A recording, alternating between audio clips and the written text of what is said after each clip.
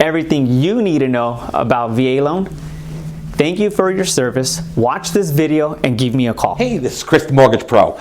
I'm going to introduce you to what is a VA loan, how does it work, and 20 things you must know about a VA loan. Now, anytime through the video, please like, share, and comment because I answer every question personally, and thank you for your service.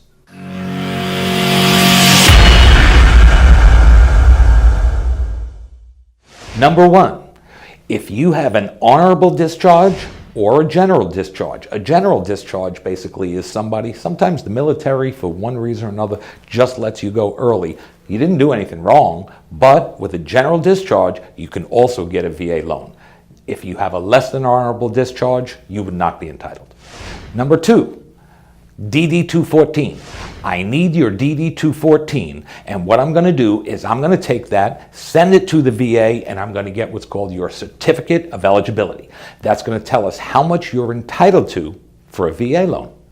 Number three, people often think I can only have one VA loan at a time. Well, that's not true either. If the VA loan that you might currently have is for a small amount, you have an added eligibility. You're not going to be able to buy two expensive homes with a VA, but very often I see people with two VA loans at the same time. Number four, maximum loan amount. Well, first of all, you can get a loan for $1 million with a VA loan. How does that work? Aren't there limits? Well, kind of. What happens is the VA is going to guarantee 25% of the loan. Now, if the limit is $453,100, that's what it is right here in San Bernardino County, California. If you want a house $100,000 more, $553,100, you would be required to put as a down payment 25% of that amount. So 25% over $100,000, you put a $25,000 down. If you want $1 million home, you just put 25% of the amount over the $453,100. Now, in every county in the country, the loan amounts are different. The limits are different. So you'd have to check with your county, or you can reach out to me, and I'd be happy to figure out wherever you are in the country and tell you exactly what the limit is. Number five, down payment. Now, I just mentioned in the last one, if you go over the limit, you have to put 25% of the amount over the limit for your county down. Otherwise, it is a zero down payment loan. That's a big deal. Where else are you going to get a zero down payment loan with the lowest interest rate? Number six, a funding fee. Now, how a VA loan works is there is a funding fee. The first time you use it, it's 2.15% of the purchase price. So as an example, a $200,000 loan, 2.15% is $4,300. If you use it for the first time, they're going to add $4,300 to the loan amount. If you do it the second time, we're looking at 3.3%. So that would be $6,600 added to your loan amount. Now, there is one stipulation here. One thing that's really, really great is if you are a disabled vet, what happens is that funding fee is 100% waived. Doesn't exist, you don't pay it. Number seven, FICO score. FICO stands for Fair Isaacs Corporation. Basically, it's your credit score. Now, with a VA loan, some lenders all have different numbers. I do as low as a 550 FICO score in order to help you get approved with zero down. Now, the higher the FICO score, the more you save in fees and on interest rate.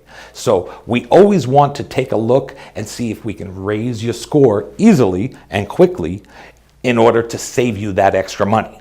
However, very often with a 550 FICO score, I could get people approved. Number eight, if we know what the FICO score is and we know what we have to do, we know what the approximate purchase price is, we know what the approximate payment is, we're going to do what's called a pre-approval. Now, many people hear of it. It's not a pre-qualification. A pre-qualification says you told me the information verbally over the phone and I've been doing this for so long I know if you've been approved or not. But that's just a pre-qualification. A pre-approval requires me looking at all your documentation. And I'm going to talk about the documentation in just a minute or two. But I'm going to look at all your documentation. I'm going to make sure your income is there. I'm going to make sure your assets are there. Your FICO score is there. Your DD-214, all the pieces, the certificate of eligibility. We're going to put all those pieces together. We're going to evaluate them. Now, after all these years, I could pretty much do it standing on my head. I know exactly what we need to do. But I take it to the next step. What I'm actually going to do is I'm going to take those documents and I'm going to, number one, I'm going to computerize them. I'm going to put them into the system. I'm going to let the computer run your numbers. And what's going to happen is we hope to get an approval. And basically, it'll come back saying approve eligible. That means you're approved, you're eligible. We do have to verify every little dot every I and cross every T. Now, once in a while, it doesn't come back approve eligible. It may say refer eligible. And that's usually when the income is either a little tighter or the credit score is lower on the 550, 580 and under range. So it happens all the time. And what we do at that point is we are allowed to do what's called a manual underwrite. Instead of the computer underwriting, we can send it to an underwriter who's going to evaluate all the numbers, crunch the numbers, and say, does this meet VA guidelines for a VA loan? And very, very often, we still get you approved.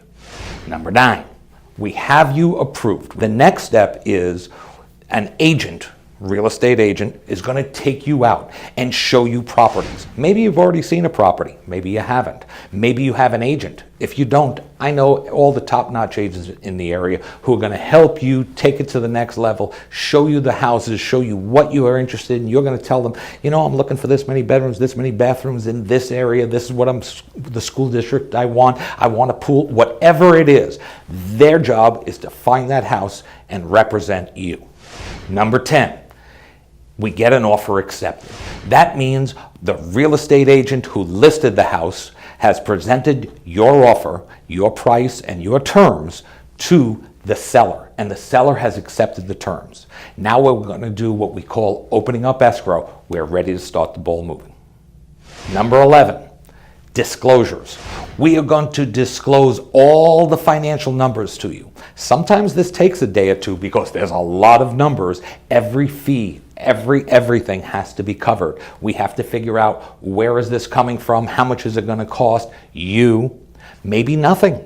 So we're going to talk about that later too. Number 12, the appraisal. We're not allowed to order the appraisal until the disclosures that I just talked about are signed. Once they're signed, we have to order the appraisal on a VA loan through the VA portal.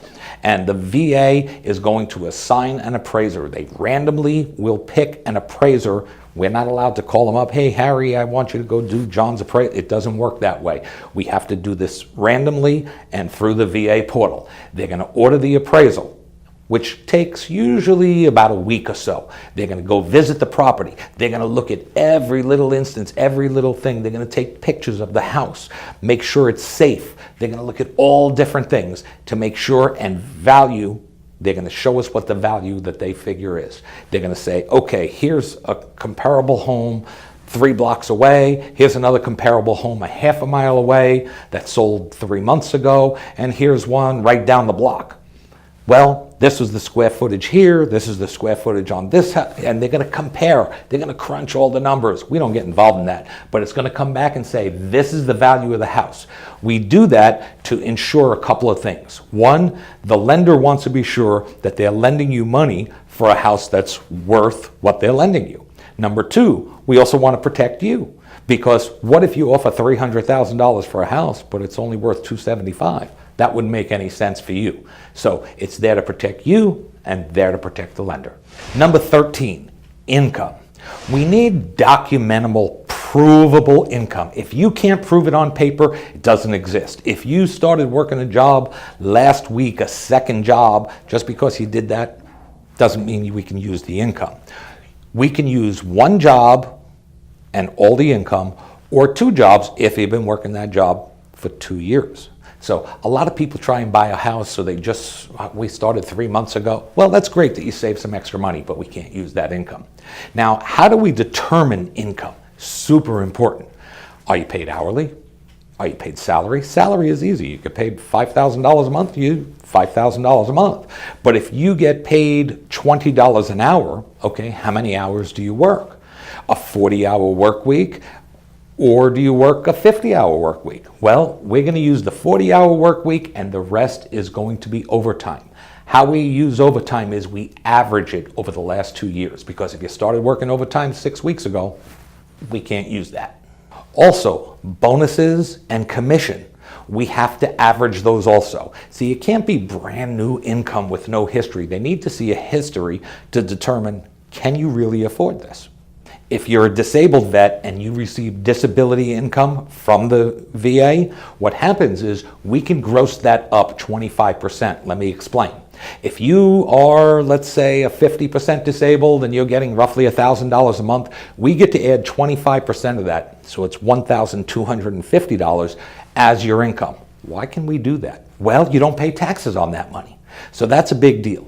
We evaluate your income taxes. The family, not just yours. If your wife or husband is going on the loan with you, we can use both incomes. But only a husband and wife can go on the same VA loan, or two veterans. As an example, you cannot have a fiance and the veteran. It just doesn't work that way. They must be married, or both of them would have to be veterans. True story. I once went to a wedding where I did a loan for my friends. They wanted to buy this house, but they weren't married yet. So what I did was I told them, you have to be married if you're going to get this house, because you need both incomes. I went to their wedding 6 months later, and my wife and I were the only people there who knew they'd been married for 6 months. Number 14, documentation. Super important.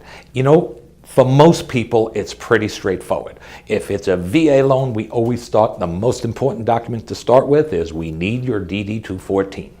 We start there. We're going to order your certificate of eligibility so you don't have to. Next, we're going to look at your income. We need 1 month's pay stubs. If your spouse is also on the loan, 1 month obviously for both, if you have jobs. We also need 2 years of income taxes and 2 years of W-2s. Very often when we run the approval, it will not require income taxes, but we do ask for them upfront because in most cases it will. We're also going to ask you for 2 months of bank statements. Every single page, please don't blacken everything out. They won't accept that. We need 2 months of bank statements. We need a social security card and a driver's license. Now, if you have a 401k or you have some kind of other income or documentation for savings of some kind, whether it's retirement savings or whatever, it just makes your case stronger. So give us that too. If you've had a bankruptcy in the recent past, we're going to need bankruptcy documentation also. So these things change with everybody. Everybody, like a fingerprint, has a little bit of a different situation. So we start there, and then the underwriter is going to ask for a little bit more and a little bit more to prove little things. Sometimes a little can of worms opened up with a deposit that you made or something. So they're always going to ask for more. Get used to it. That's how it works. Number 15. Termite report. You know, with an FHA loan, conventional loans, other types of loans, we very often do not need a termite report. On a VA loan, it is mandatory every single time. They are meant to protect you as the consumer. You as the veteran who's buying this home, they want to make sure you don't have a ton of termite damage or even a little termite damage that we don't want you to be responsible for.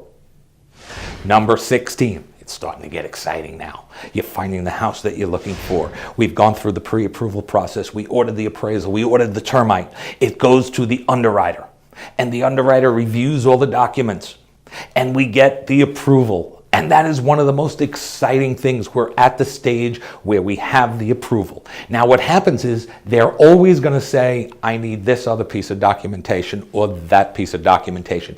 That is very normal stuff, but at least we know this is exactly what we need to get you in your own home. Number 17. You meet those conditions, the conditions that the underwriter asks for. He may say, let me see the homeowner's insurance, or I don't like this, or I don't like that. Let me just prove that. You give us all those conditions. Hopefully you gave it to us very quickly, because the quicker you give us the documents, the quicker we close your loan. Number 18, closing disclosures. These are the final numbers that is going to be used for the closing. It's going to say, this is your interest rate, this is what this cost, this is what that cost. There's a lot of different ways to do this, but these are the final numbers. If you have to come in with any money, and we're still going to talk about if you do or not, this is how it works. They're going to give you the final numbers. Number 19. Along the way, there were a couple of things that have happened. One is, you know that you had usually a 0 down payment loan with the VA. However, there are still closing costs. Now, there are 3 ways to pay closing costs.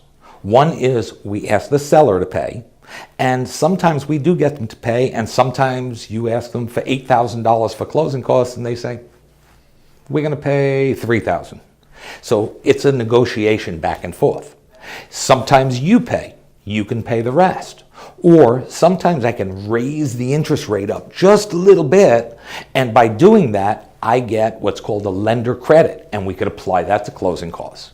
Now, sometimes the seller says, I'll pay $3,000, we raise the interest rate a little bit, we get $3,000 in the lender credit, and you pay $2,000 out of your pocket. See, it could be any combination of those things. But this is how a VA loan works. Yes, 0 down payment, but somebody's still got to pay those closing costs. Number 20, you sign the documents. You sign the documents, you and whoever is on title, your spouse or whoever it is. You sign the documents. And then usually, sometimes the same day if it's done real early, or the next day, we fund the loan. That means the money has been wired to pay off the other loan, to pay off the purchase, and now the house is yours, with one small exception. The county has to record it. Once they put their stamp of approval, it is recorded with the county. You have successfully, after 20 steps, fired your landlord.